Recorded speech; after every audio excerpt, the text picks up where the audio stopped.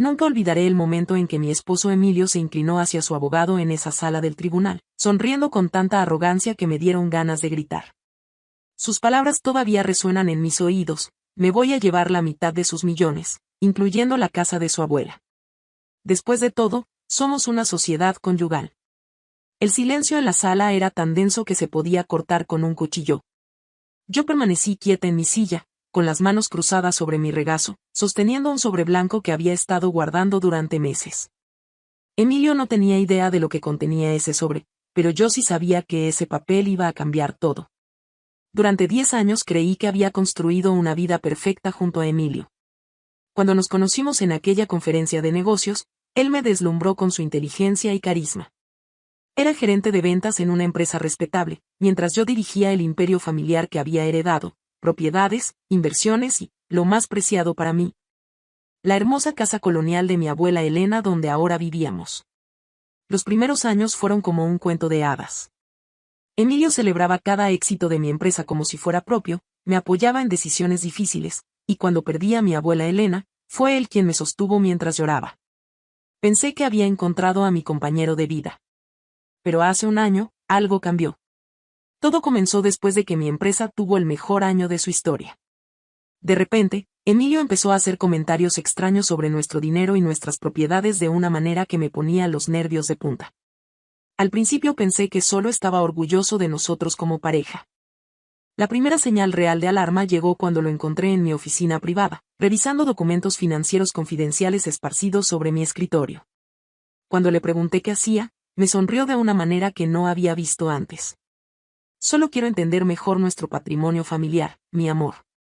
Después de todo, estamos casados y esto nos afecta a los dos. Esa noche no pude dormir. Había algo en su tono, en esa palabra nuestro, que me hizo sentir como si hubiera un extraño en mi casa. Emilio comenzó a comportarse diferente. Invitaba a sus amigos a lo que ahora llamaba nuestra mansión, hablaba sobre optimizar nuestras inversiones, y cada vez que yo trataba de hablar con él sobre estos comentarios, me decía que estaba exagerando. Pero yo había heredado algo más que dinero de mi abuela Elena, había heredado su instinto para los negocios y su sabiduría sobre las personas. Lucinda me había dicho siempre: una mujer inteligente observa, escucha y se prepara. Y nunca confíes en alguien solo porque duerme en tu cama. Las siguientes semanas fueron las más difíciles de mi vida. Emilio seguía siendo cariñoso y atento por fuera, pero yo comencé a notar cosas que antes había pasado por alto. La forma en que sus ojos brillaban cuando hablaba de mis propiedades. Como había empezado a estudiar discretamente los documentos que yo dejaba sobre la mesa. Las preguntas aparentemente casuales sobre el valor de la casa de mi abuela. Una mañana, mientras él estaba en el trabajo, tomé la decisión más importante de mi matrimonio. Llamé a alguien que cambiaría el curso de todo lo que estaba por venir. No le dije a nadie sobre esta llamada. Ni siquiera a mi mejor amiga. Durante los siguientes meses, viví una doble vida que me destrozaba el corazón. Por las mañanas desayunaba con Emilio como si nada hubiera pasado, sonreía cuando me besaba antes de irse, y por las noches cenábamos juntos mientras él continuaba con sus comentarios sobre nuestro futuro financiero.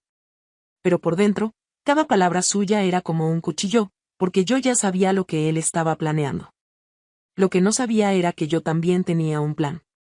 Un plan que estaba a punto de ejecutarse de la manera más perfecta posible. Lo que descubrí sobre Emilio me rompió el corazón de una manera que nunca pensé posible. La persona a quien había llamado esa mañana era mi contador de confianza, el señor Ramírez, que había trabajado con mi familia durante décadas. Lo que me dijo cambió mi mundo para siempre.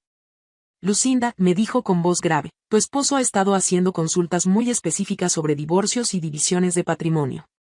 No solo eso, sino que ayer vino a mi oficina preguntando sobre el valor exacto de todas tus propiedades, especialmente la casa de tu abuela. Sentí como si me hubieran dado un golpe en el estómago. ¿Qué le dijiste?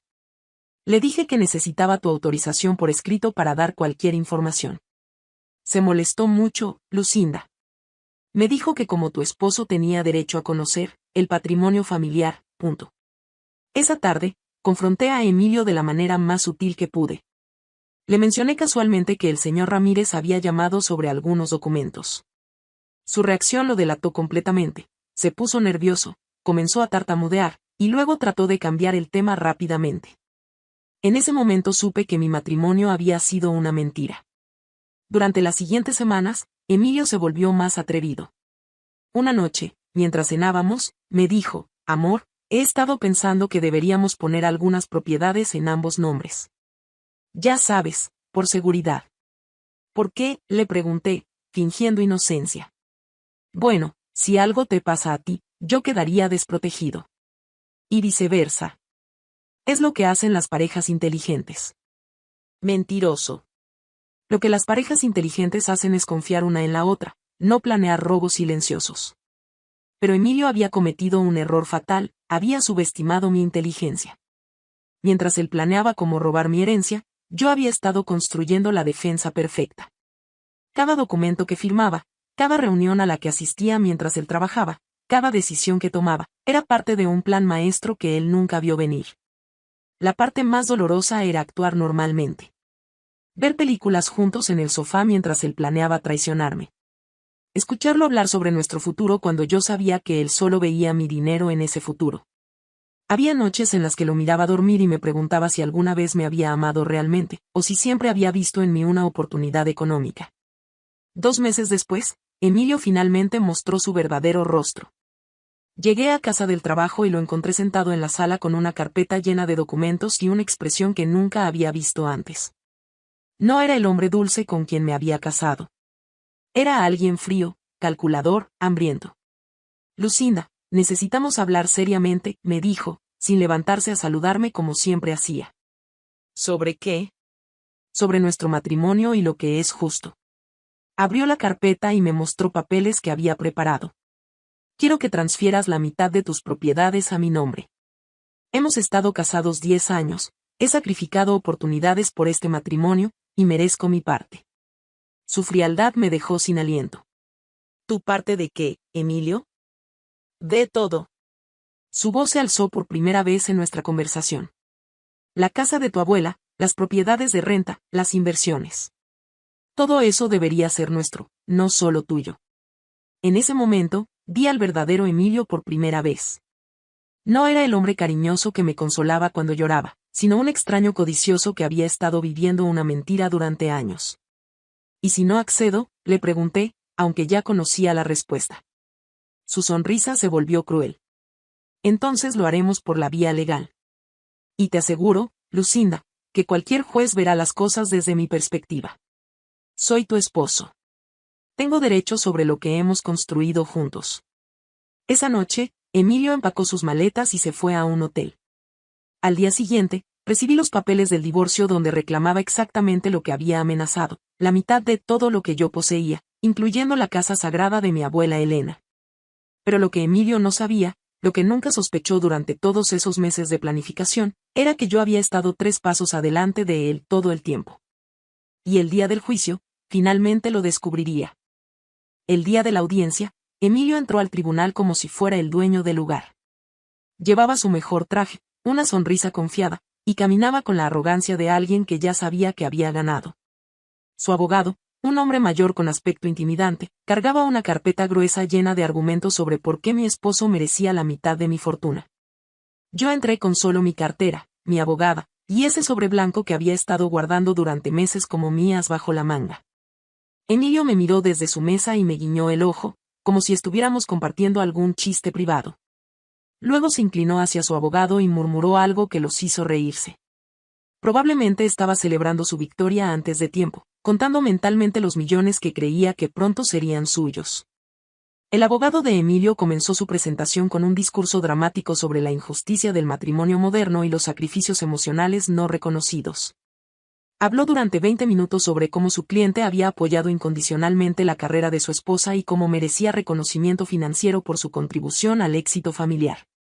Durante todo este teatro, Emilio asentía dramáticamente a cada palabra, mirándome de vez en cuando con esa sonrisa arrogante que ahora me daba náuseas. En su mente, ya estaba gastando mi dinero. Su señoría, concluyó el abogado con voz solemne, mi cliente no pide caridad. Pide justicia. Pide lo que legalmente le corresponde como esposo devoto que sacrificó sus propias oportunidades por el bien de este matrimonio.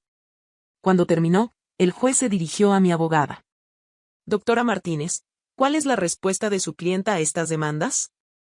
Mi abogada se levantó con calma. Su señoría, antes de responder, hay información crucial que el tribunal debe revisar. Mi clienta ha traído documentación que cambia completamente el panorama de este caso. Fue entonces cuando me levanté. El tribunal entero se quedó en silencio. Podía sentir la mirada de Emilio, pero ya no me importaba.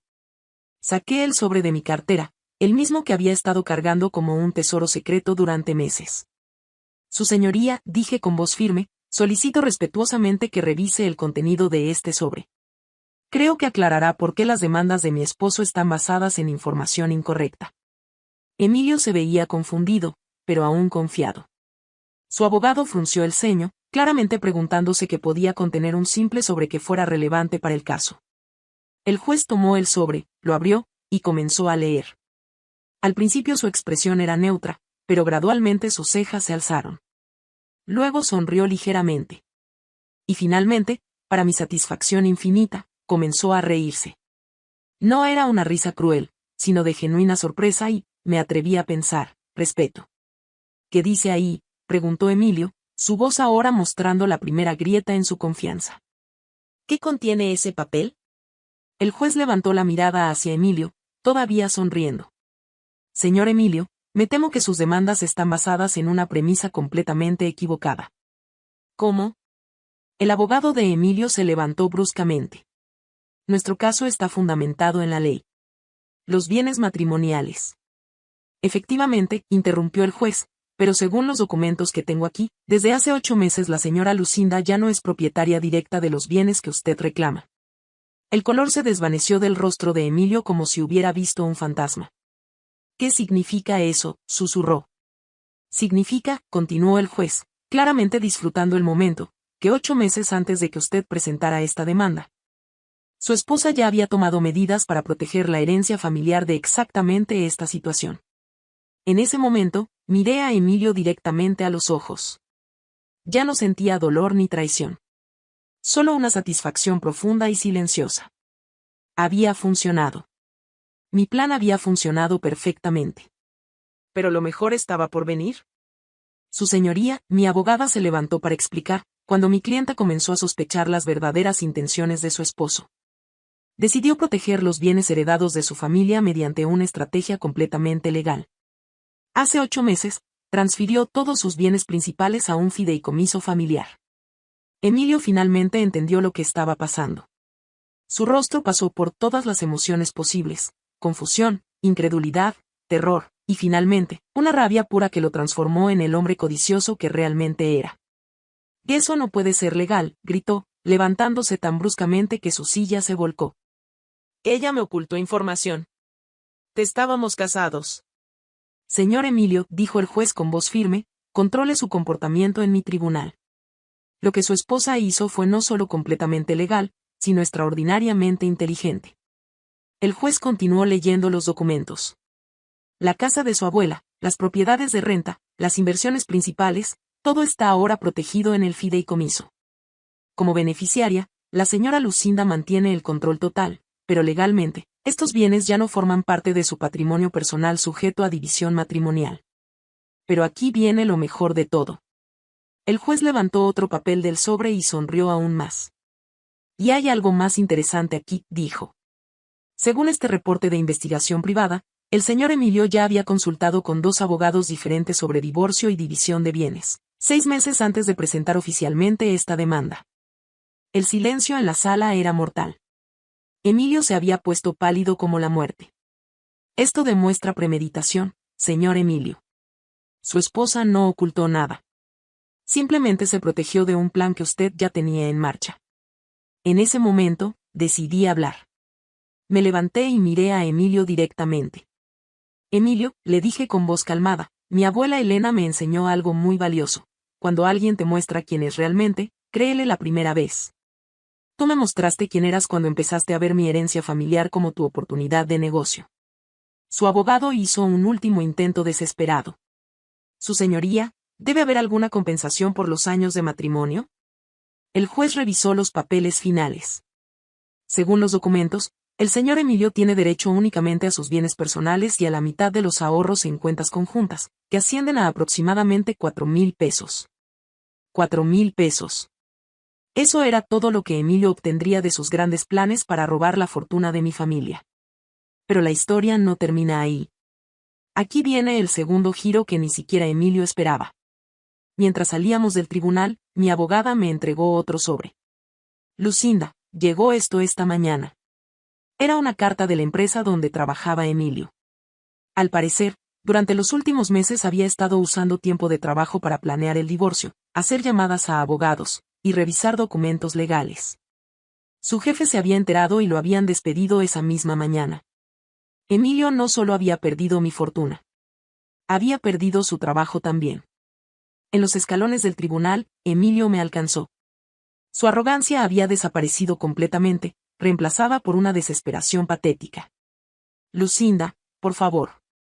Podemos arreglar esto. Fue solo un malentendido. Yo te amo de verdad. Me volteé para mirarlo una última vez. Emilio, el amor verdadero protege, no roba. Si realmente me hubieras amado, nunca habrías visto la herencia de mi abuela como tu boleto de lotería.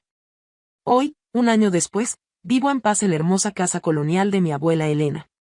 Mis bienes están seguros, mi empresa prospera más que nunca, y he aprendido la lección más valiosa de mi vida, confiar siempre en mi instinto y proteger lo que realmente importa. No se trataba solo de dinero, sino de preservar la confianza y el legado que mi familia construyó con tanto esfuerzo. ¿Y Emilio? Según me enteré por amigos mutuos, la experiencia lo cambió profundamente. Al darse cuenta de lo que casi pierde por su codicia, decidió empezar de nuevo. Dejó su trabajo de gerente y abrió su propio pequeño negocio de consultoría. Trabaja día y noche, construyendo algo propio por primera vez en su vida, sin depender de nadie más. Hace 3 meses recibí una carta suya. Era una disculpa sincera, sin pedir nada a cambio. Me contaba que finalmente entendía el valor del trabajo honesto y que lamentaba profundamente haber tratado de tomar lo que no le pertenecía. No respondí la carta, pero me alegró saber que había aprendido algo de todo esto. Algunas personas nunca cambian. Pero yo sí cambié. Aprendí que la verdadera riqueza no está en el dinero, sino en conocer el valor de lo que tienes y tener la inteligencia para protegerlo. Mi abuela Elena tenía razón, una mujer inteligente